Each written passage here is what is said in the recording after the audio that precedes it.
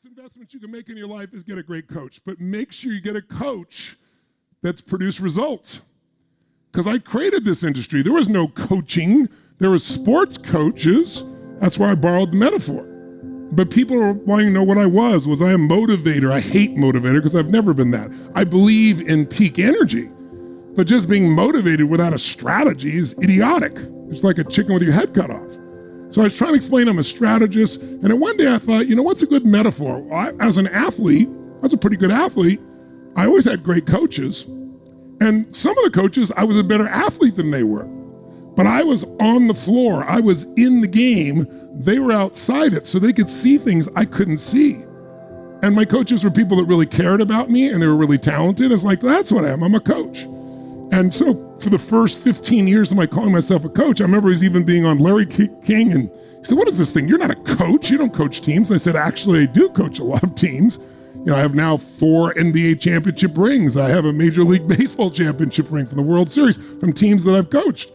But I said, the point is, coaching is a metaphor. And then now, everybody's a coach, right? Financial advisors call themselves coaches. Everybody calls them a coach, but they're not equally good. So you want to get somebody. I train my coaches. One of the number one things I do is find that they've done something. They've transformed their body. They've transformed a relationship so that they have an experience of results, not just the tools in their head.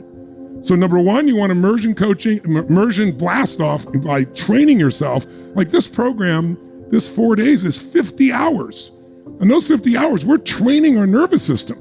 Then if I'd coached you, that would have taken forever. But with that base, now we can coach you twice a month for 20 to 30 minutes, take you to a whole different level. Then you need a final third step to immersion coaching. And that is you need what I call prime time and net time. So let's talk about net time first. Net means, N-E-T means no extra time. You want to train yourself daily. Right now, you're being trained by the environment. The news no longer, you don't have to pursue the news. It chases you, right? It's in your pocket. You get the text or you get the clicks, you get triggered everywhere you go. So today, you're being conditioned by the external environment, usually with fear, usually of overwhelm. If you don't counter that by feeding your mind every day, you're going to have a problem. Jim Rohn, my original teacher, used to teach. He used to say, Tony, every day the most important lesson is you have to stand guard at the door of your own mind. I said, what do you mean? He said, well, think of it this way. He said, if your worst enemy comes by and drops sugar in your coffee, what's going to happen? I said, well, I'm going to have sweet coffee. He goes, right. What if your best friend? What if your mom, your dad? What if somebody who really cares about you accidentally drops 1 drop of strychnine in your coffee? What's going to happen? I said, I'd be dead. He goes, that's right. So remember, life is both sugar and strychnine, so watch your coffee. And so what he's really saying is, you have to be aware of what you're feeding your mind with.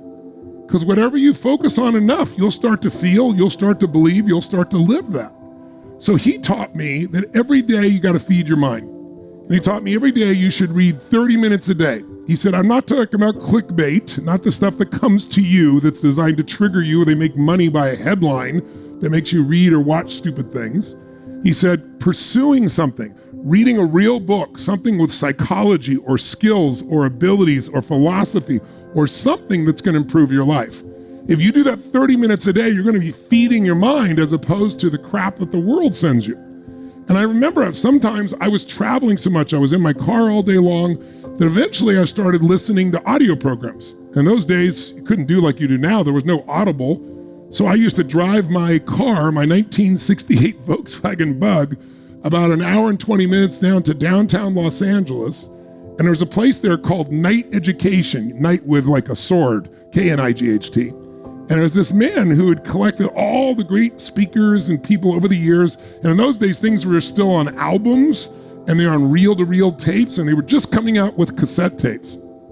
And in those days, to have like a 6 cassette tape program with 3 workbooks was like $300. You couldn't go on YouTube and get shit for free. And there was a benefit to that because I was making $40 a week as a janitor. So to buy one of these things took me a month and a half, 2 months to save up the money for. And when I got it and I spent that much money on it, I listened again and again and again and again. And I learned from Jim Rohn. Repetition is the mother of mastery. If somebody is great at anything, it's because they do it over and over and over again until it gets in their body. Again, they're being rewarded in public for what they practice in private. And I listened and I took all this in, and it completely shifted my life, and I still fill my mind this way. So the first step is net time. It takes no extra time. You can do it when you're driving your car. You can do it while you're working out. You can do it while you're cleaning the house. So you want to feed your mind. But then the last part is what I call prime time.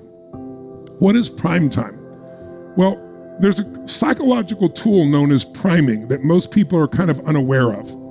Most of us think that when we have a thought, well, that's my thought. I just thought that thought. It's my thought. I'm in control of it. Well, yes and no.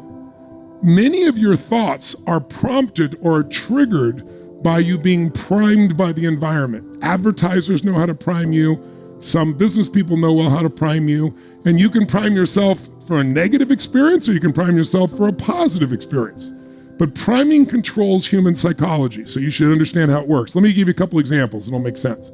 So Harvard did a study, and they hired 4 actors, and the 4 actors went out and talked to 100 people each, and they all did exactly the same thing. 2 men, 2 women. They rehearsed the same facial expression, the same tone of voice, and here's what they did. They'd walk up to you sitting in a park or a mall or outside a campus, and as they walk up, they'd be holding a cup of coffee, and then they'd look down and go, "Excuse me, would you hold this for a second?" And as they hand it to you, they'd look away. By doing that, you kind of had to accept it. And then they reach in their pocket, grab their phone, make a little change, put it back in, and go, "Thank you so much," take the coffee back, and walk away. And they all did it the same way. "Excuse me, could you hold this for me?" They practiced it. Well, guess what? After doing this to 400 people, 4 different people, they then did a little test. And what I left out is half the people they did iced coffee they handed to, and half the people they handed a hot coffee to. Then they sent around within 20 minutes, 15 to 20 minutes, they sent around a person with a clipboard with a $20 bill, and they came up to you and said, "Excuse me, listen, I'll give you $20 for literally about 1 minute of your time. Would you be willing to read these 3 paragraphs and answer these 2 questions?" Well, about 92% of the people took the money, and some people said, "I don't need the money." They still did it. Most of the people did it. And when they did it, they read this little story, and then at the end it asks you, how would you describe the main character? How would you describe them? What qualities would you describe about them? Here's what's wild. The people that were given hot coffee said the person was warm and connected. The people and that was 81% of the people. The people handed iced coffee, 79%, so only a 2% difference. Of those people said the person was cold and uncaring. And the only difference was 15 or 20 minutes earlier, someone had a hot coffee versus a cold coffee. You go, that's wild. It doesn't end there.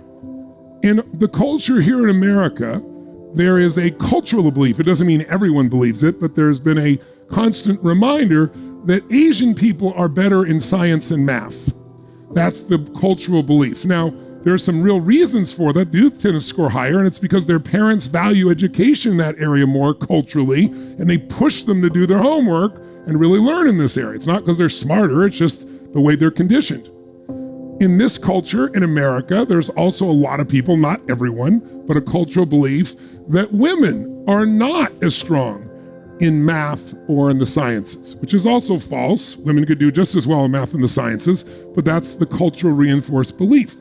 So they decided to see how much with those cultural beliefs could you trigger them and affect the score on a math test for the college exams. And so what they did is they took Asian women, all Asian women, and they did a study where they took half of them, and the first question on the test is, what is your ethnicity? Asian. Another half, the first question did not ask about their ethnicity, it just asked what their gender was, girl or woman. Interestingly enough, the Asian women who were asked what their ethnicity was, if they're Asian, that's what they're asked, not what their gender is, scored 20% higher, and the ones that said they were female scored almost exactly 20% lower, almost a 40% difference in score by asking one question before they started the test. That's how powerful priming is.